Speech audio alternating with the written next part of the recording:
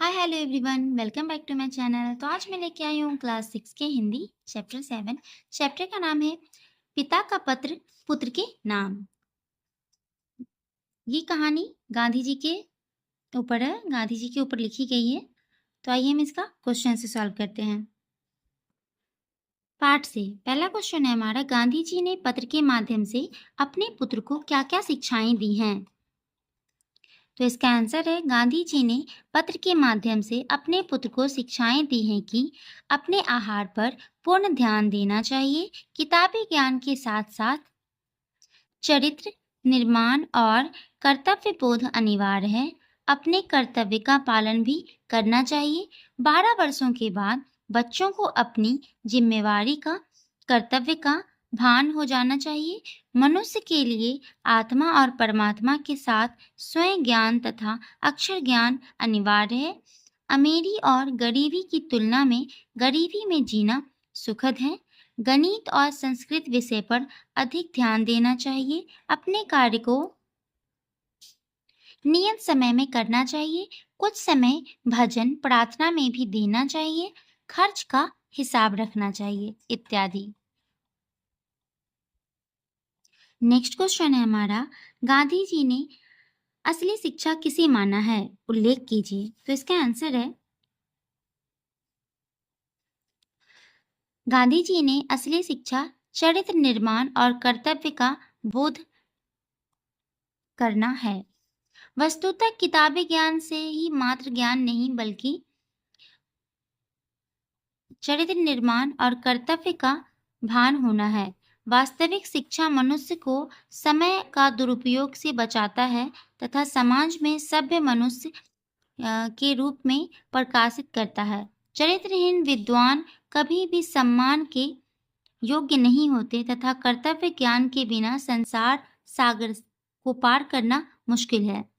Next question है हमारा third, Gandhi ji के पत्र के माध्यम से किन बातों को महत्वपूर्ण माना गया है। तो इसका आंसर है, गांधी जी के पत्र के माध्यम से निम्नलिखित बातों को महत्वपूर्ण माना गया है। नंबर 1, अपने आहार का पूर्ण ध्यान देना। नंबर 2, अपने जिम्मेवारी को हर्षपूर्वक संभालना। नंबर 3, शब्द ज्ञान के अतिरिक्त आत्मा स्वयं एवं ईश्वर का ज्ञान प्राप्त करना। नंबर 4, गरीबी में जीना अमीरी में जीने से सुखद है। नंबर 5, कृषि कार्य भी करना चाहिए। नंबर 6, गणित संस्कृत और संगीत विषयों में अधिक अभिरुचि रखना। नंबर 7, खर्च का हिसाब ढंग से रखना, सही ढंग से रखना। 8 में था अपना कार्य नियम पूर्वक और नियत समय पर करना। नंबर 9, ईश्वर की प्रार्थना एवं भजन करना। फोर्थ क्वेश्चन है हमारा, बा उपनाम से किन्हें जाना जाता है। तो इसका आंसर है, गांधी जी की पत्नी कस्तूरबा गांधी बा उपनाम से जानी जाती थी। नेक्स्ट क्वेश्चन है हमारा, निम्नलिखित प्रश्नों के 4 विकल्प दिए गए हैं। सही विकल्प के सामने सही चिन्ह का निशान लगाइए। गांधी जी ने अपने जिस पुत्र को पत्र लिखा उसका नाम था देवदास गांधी, मोहनदास, मणिलाल गांधी, रामदास गांधी। तो इसका आंसर है मणिलाल गांधी। पेन नहीं चल रहा है। नेक्स्ट क्वेश्चन है, गांधी जी ने यह पत्र कहाँ से लिखा था। पटना जेल से, तिहाड़ जेल से, लखनऊ जेल से और है प्रिटोरिया जेल से। तो इसका आंसर यही है, प्रिटोरिया जेल से। नेक्स्ट क्वेश्चन है हमारा, गांधी जी ने यह पत्र कब लिखा था।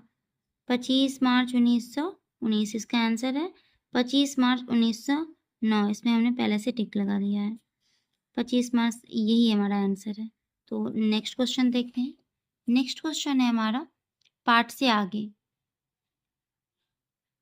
आप अपने पिताजी को गांव शहर के जीवन शैली के संबंध में एक पत्र लिखिए। या तो आप गाँव के बारे में या शहर के बारे में। तो ये आप अपने मन से भी लिख सकते हैं, पर मैंने जो लिखा है वो मैं आपको दिखा रही हूँ। तो इसका आंसर है, सबसे पहले, पूज्य पिताजी, सादर प्रणाम। मैं कुशल पूर्वक हूँ। आशा करता हूँ कि आप भी कुशल होंगे। मैं अभी कुछ दिनों से बम्बई शहर में हूँ।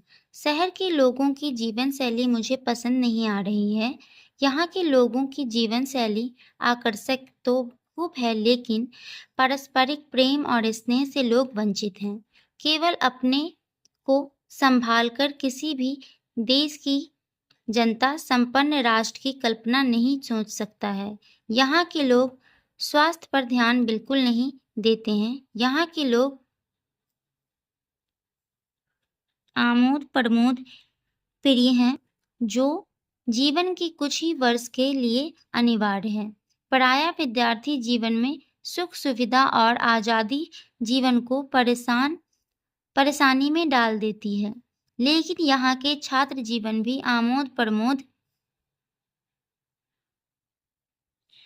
प्रमोद युक्त दिखलाई पड़ते हैं, जो जीवन निर्माण में जटिलता लाता है। यहाँ के अमीर और गरीब लोगों की जीवन शैली में अत्यंत फर्क दिखता है, जबकि ग्रामीण जीवन शैली में फर्क कम दिखाई देता है। आप मेरे पत्र को पढ़कर शहरी जीवन शैली पर विशेष रूप से विचार कर अपनी राय पत्र के द्वारा भेजेंगे। माताजी को प्रणाम तथा छोटे का स्नेह भरा आशीर्वाद। आपका पुत्र। यहाँ पे आप किसी का भी नाम मेंशन करना चाहते हैं, अपना नाम या अपने किसी क्लासमेट का नाम, तो यहाँ मेंशन कर दीजिएगा। नेक्स्ट क्वेश्चन है हमारा। तो ये मैंने अपने हिसाब से इसका आंसर लिखा है। आप चाहे तो अपने मन से भी पत्र लिख सकते हैं। नेक्स्ट है हमारा, आप अपने गांव के किसान के बारे में लिखिए। तो इसका आंसर मैंने लिखा है, हमारे गांव के प्रायः हर एक वर्ग के किसान हैं। हमारे गांव में प्रायः हर एक वर्ग के किसान हैं। सभी किसान में प्रायः एकता देखी जाती है। हर एक किसान एक दूसरे के पूरक दिखाई पड़ते हैं। हमारे गांव के किसान अत्यंत परिश्रमी हैं, जबकि हमारे गांव की भूमि अत्यंत उपजाऊ नहीं है। कभी अतिवृष्टि तो कभी अनावृष्टि भी किसानों को प्रभावित करती है। अतिवृष्टि का अर्थ यहाँ पे हुआ अधिक वर्षा, और अनिवृष्टि का अर्थ हुआ यहाँ पे यानी कभी-कभी सूखा पड़ना, प्रभावित करती है। लेकिन इसके बावजूद हमारे गांव के किसान अपनी कर्मठता के कारण उन्नत किसान कहलाते हैं। वहाँ के अन्य गांवों की अपेक्षा हमारे गांव के किसान अधिक संपन्न दिखाई देते हैं। नेक्स्ट क्वेश्चन है हमारा, तो ये सेकंड का आंसर था। नेक्स्ट है, क्या हमें पत्र लिखना चाहिए? हाँ तो क्यों, नहीं तो क्यों? अपनी राय देनी है। तो इसका आंसर मैंने लिखा है, हमें पत्र लिखना चाहिए। पत्र संबंध स्थापित करने का मात्र उपाय है। इससे लेखन कला की संपन्नता के साथ साथ अपने भाव को व्यापक रूप से प्रकट करने का अवसर मिलता है। पत्र लेखन में पैसे की भी बचत है। तो आइए हम नेक्स्ट क्वेश्चन देखें। नेक्स्ट है हमारा व्याकरण। नंबर 1, निम्नलिखित शब्दों को अपने वाक्य में प्रयोग कीजिए। तो इन सभी का हम वाक्य बना है, वो मैं आपको दिखाती हूँ। तो पहला है जैसे पत्र, मैंने पिताजी को पत्र लिखा था। नंबर 2 है शिक्षा, शिक्षा के बिना मनुष्य पशु समान है। आश्रम, आश्रम में मुनि लोग रहते हैं। जिम्मेवारी, अपनी जिम्मेवारी से भागना नहीं चाहिए। महत्वपूर्ण, मुझे एक महत्वपूर्ण बात बतानी है। गरीबी, गरीबी इंसान को बूढ़ा बना देती है। आनंद, आज कहानी सुनकर आनंद आ गया। जेल, जेल में कैदी रहता है। चेष्टा, वह चेष्टा पूर्वक कार्य करता है। सुख, सुख मिलने पर सब सोते हैं। नेक्स्ट क्वेश्चन है, नेक्स्ट है निम्नलिखित शब्दों में पाठ में पाठशाला, गाड़ी में वाहन, दुकान में दार जोड़े गए हैं। शब्दों के अंत में जुड़ने वाले शब्द प्रत्यय कहलाते हैं। जैसे पाठशाला, पाठ प्लस शाला, ये जो है शाला, ये क्या कहलाएगा? प्रत्यय। जैसे गाड़ी प्लस वान, वान क्या कहलाएगा? प्रत्यय। उसी तरीके से दुकान, दुकानदार का है दुकान प्लस दार, ये दार क्या कहलाएगा? प्रत्यय। तो निम्नलिखित शब्दों में प्रत्यय को चुनकर लिखिए। जैसे उदारता, नियम पूर्वक, मूल्यवान, स्वाभाविक, लड़कपन। तो इसको मैंने ऐसे लिखा है, उदारता, उदार प्लस ता, नियम पूर्वक, नियम प्लस पूर्वक, मूल्यवान, मूल्य प्लस वान, स्वाभाविक, स्वभाव प्लस इक, लड़कपन, लड़क प्लस पन। तो ये जो इस साइड का जितना सारा है, यहाँ से लेकर के यहाँ तक, वो सब क्या कहलाएगा? प्रयत्न, प्रत्यय कहलाएगा।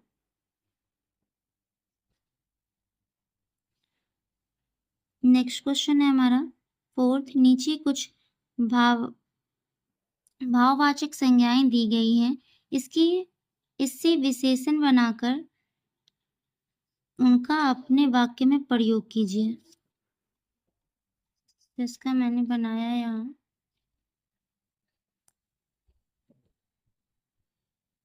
महत्व, महत्वपूर्ण कार्य करनी चाहिए। निश्चय, निश्चय पूर्वक कहता है। उपयोग, उपयोगी वस्तु है। सहानुभूति, सहानुभूति पूर्वक निवास करो। मानव, मानवीय गुणों को धारण करना चाहिए। तो ये 7 चैप्टर हमारा कंप्लीट हो गया। आई होप कि आपको मेरा वीडियो अच्छा लगा होगा। तो मिलते हैं नेक्स्ट चैप्टर में, तब तक के लिए बाय बाय।